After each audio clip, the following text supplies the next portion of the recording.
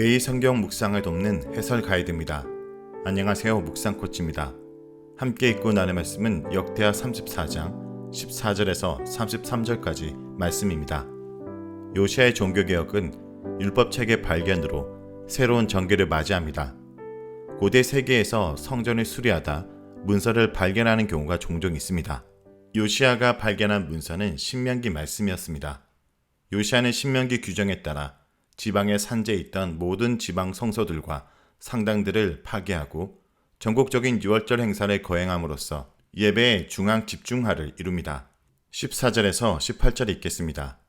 무리가 여호와의 전에 헌금한 돈을 꺼낼 때 제사장 hil기야가 모세가 전한 여호와의 율법책을 발견하고 hil기야가 서기관 사반에게 말하여 이르되 내가 여호와의 전에서 율법책을 발견하였노라 하고 hil기야가 그 책을 사반에게 주매 사반이 책을 가지고 왕에게 나아가서 복명하며 이르되 왕께서 종들에게 명령하신 것을 종들이 다 준행하였나이다. 또 여호와의 전에서 발견한 돈을 쏟아서 감독자들과 일꾼들에게 주었나이다 하고 서기관 사반이 또 왕에게 아뢰어 이르되 제사장 hil기야가 내게 책을 주더이다 하고 사반이 왕 앞에서 그것을 읽으매 14절은 율법책의 발견입니다. 역대기 기자는 율법책을 발견하는 과정을 비교적 상세하게 보도합니다. 여호와의 율법책은 여호와의 전에 헌금한 돈을 꺼낼 때 제사장 hil기야가 발견합니다. 여호와의 전에서 헌금한 돈을 꺼낼 때라는 표현은 율법책이 헌금함 속에 발견되었다라는 의미일 수도 있지만 성전 수리 중에 발견되었다라는 일반적인 설명으로 보는 것이 문맥상 적절합니다. 즉 율법책의 발견은 성전 보수의 직접적인 결과물입니다. 율법서의 발견은 요시아의 경건에 대한 보상의 의미입니다.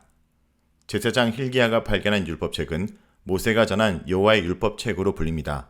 11개 본문에서는 율법책 혹은 언약책으로 소개합니다. 특별히 이 책은 많은 학자들이 신명기였을 것으로 추정합니다. 15절에서 16절은 율법책의 낭독입니다. hil기야는 서기관 사반에게 율법책을 발견한 사실을 알립니다. 그리고 사반은 hil기야에게 율법책을 받아 요시아 왕에게 갑니다. 사반은 먼저 성전 수리에 관한 일을 보고합니다. 사반은 왕의 지시대로 모든 것을 준행했음을 알리고 헌금한 돈을 감독자와 일꾼들에게 준 것을 보고합니다. 17절에 여호와의 전에서 발견한 돈은 9절에 하나님의 전에 헌금한 돈과 같은 것으로 레인들이 이스라엘 백성들에게서 거두어 들인 돈을 가리킵니다. 사반은 마지막으로 율법책을 보고하고 왕 앞에서 율법책을 낭독합니다. 다음은 19절에서 23절에 읽겠습니다. 왕이 율법의 말씀을 듣자 곧 자기 옷을 찢더라. 왕의 hil기야와 사반의 아들 아히감과 미가의 아들 압돈과 서기관 사반과 왕의 시종 아사야에게 명령하여 이르되 너희는 가서 나와 및 이스라엘과 유다의 남은 자들을 위하여 이 발견한 책의 말씀에 대하여 여호와께 물으라. 우리 조상들이 여호와의 말씀을 지키지 아니하고 이 책에 기록된 모든 것을 준행하지 아니하였으므로 여호와께서 우리에게 쏟으신 진노가 크도다 하니라. 이에 hil기야와 왕이 보낸 사람들이 여선지자 훌다에게로 나아가니 그는 하스라의 손자 독학의 아들로서 예복을 관리하는 살룸의 아내라. 예루살렘 둘째 구역에서 살았더라. 그들이 그에게 이 뜻을 전하매 훌다가 그들에게 이르되 이스라엘의 하나님 여호와께서 이같이 말씀하시기를 너희는 너희를 내게 보낸 사람에게 말하라 하시니라. 19절에서 21절은 율법책을 읽은 요시아 왕의 반응입니다. 요시아 왕은 율법의 말씀을 듣고 자신의 옷을 찢습니다. 구약에서 옷을 찢는 행동은 극한 슬픔과 애곡의 표시입니다.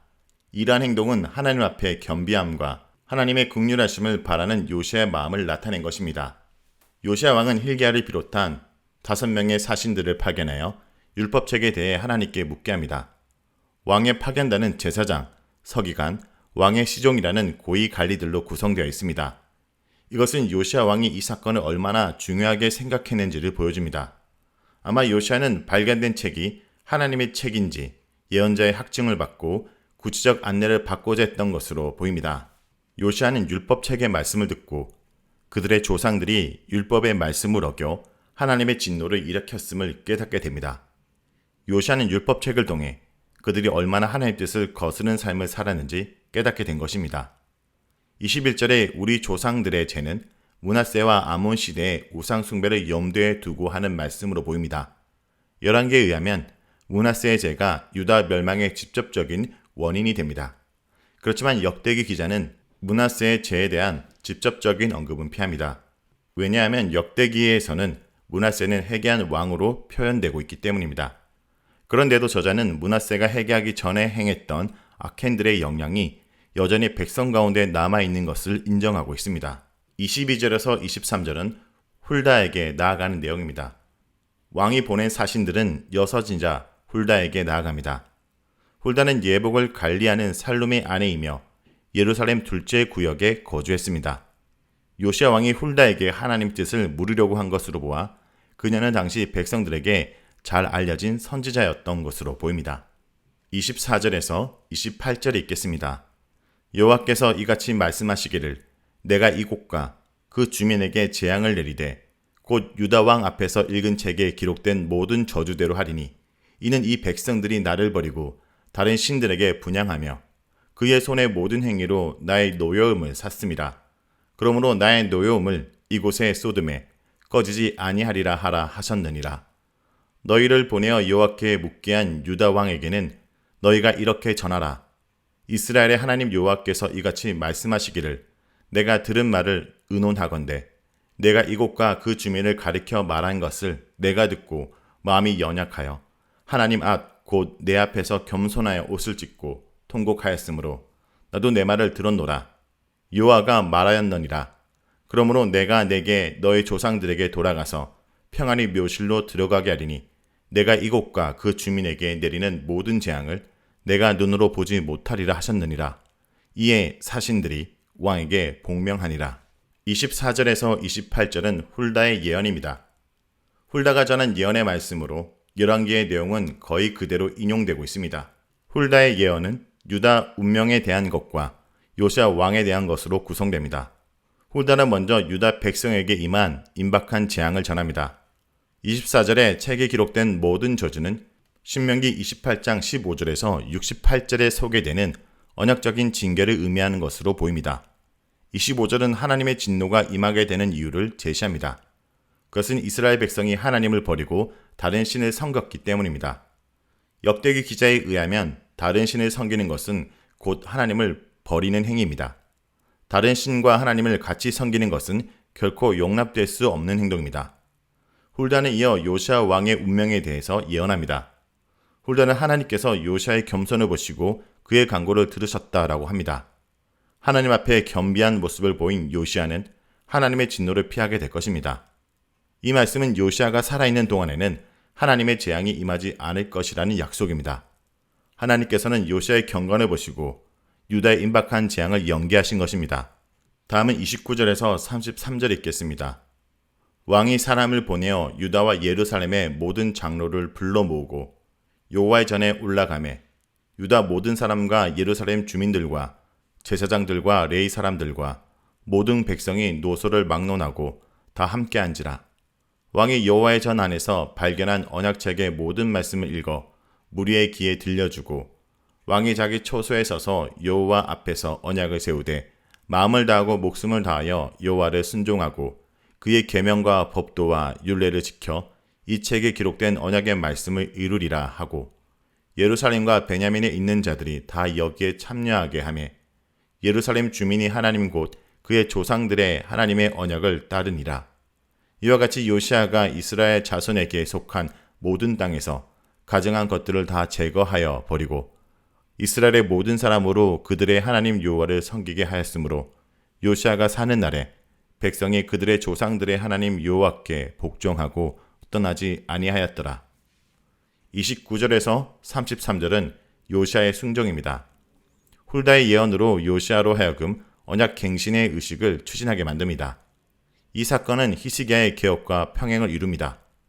요시야는 선지자 훌다를 통해 주시는 하나님의 말씀을 듣고 곧바로 유다와 예루살렘 지도자들을 소집하여 그들과 함께 성전으로 올라갑니다. 이것은 요시야 왕이 당시 상황을 매우 심각하게 받아들였음을 반증합니다. 그때 유다 사람들과 예루살렘 주민들과 제사장들과 레위 사람들과 모든 백성이 요시야 왕과 함께 언약을 체결하기 위해 성전에 모입니다. 열왕기 본문과 비교할 때 역대기 본문은 참석한 사람들의 목록 속에 레인들이 언급되고 있습니다. 역대기는 레인들에 대한 특별한 관심을 계속 보이고 있습니다. 역대기에서 레인들은 때론 예언자적 사명을 감당하기도 합니다. 이것은 역대기 기자가 처해있던 역사적 상황을 반영한 것으로 이해됩니다. 당시 예언자들은 더 이상 존재하지 않고 대신 그들의 역할은 레인, 서기관, 율법 교사들의 역할로 대체되었기 때문입니다. 요시야 왕은 언약책의 말씀을 백성들에게 낭독하고 언약을 세웁니다. 언약을 세운다라는 표현은 깨어진 언약을 다시 회복한다 라는 의미입니다. 요시야 왕과 백성들은 마음을 다하고 목숨을 다하여 여호와께 순종하고 계명과 법도와 율례를 지켜 행할 것을 다짐합니다. 31절의 말씀은 신명기 6장 4절에서 9절 말씀을 떠오르게 합니다. 역대기 기자는 33절에서 요시야 사역을 요약적으로 소개합니다. 여기에서 두 가지를 언급하는데, 첫째, 요시야가 이스라엘 자손에게 속한 모든 땅에서 가증한 것들을 다 제거한 것이라고 말합니다.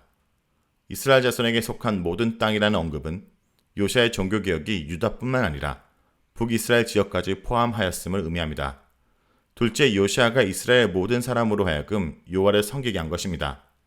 이것은 앞에서 언급한 언약 체결 의식을 가리킵니다. 요시야가 사는 날에 백성이 여호와께 복종하고 떠나지 아니하였다라는 말로 끝을 맺습니다. 요시야가 사는 날이라는 표현은 백성들의 순종이 요시야 사후에 지속되지 못했음을 암시하기도 합니다. 자, 여기까지가 역대하 34장 14절에서 33절까지 말씀입니다. 오늘 말씀을 통해 우리는 무엇을 묵상하고 적용해야 할까요? 오직 하나님 말씀만이 우리의 굳은 영혼을 회복할 수 있습니다. 하나님은 성경을 통해 말씀하십니다. 성전을 수리하는 과정에 율법책이 발견됩니다. 그동안 이스라엘은 율법책을 잃어버리고 잊어버린 채 살았던 것입니다.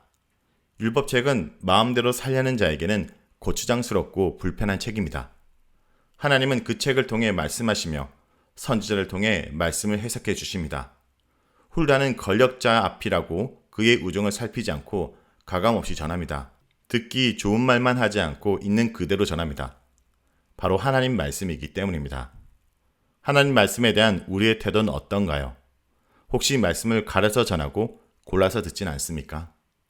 발견된 율법책이 요시야 왕과 이스라엘 백성을 영적으로 각성시켰습니다. 오직 하나님 말씀만이 우리의 굳은 영혼을 회복시킬 수 있기 때문입니다. 성도 여러분, 우리의 일상 속에 혹시 하나님 말씀을 덮어두고 있지는 않습니까? 우리의 신앙은 덮어놓고 믿는 것이 아닙니다. 하나님 말씀을 펼쳐서 그 말씀을 따라 신앙을 펼쳐나가는 것입니다. 오늘도 그 말씀을 붙들고 살아가는 주의 백성들이 되길 간절히 기도드립니다.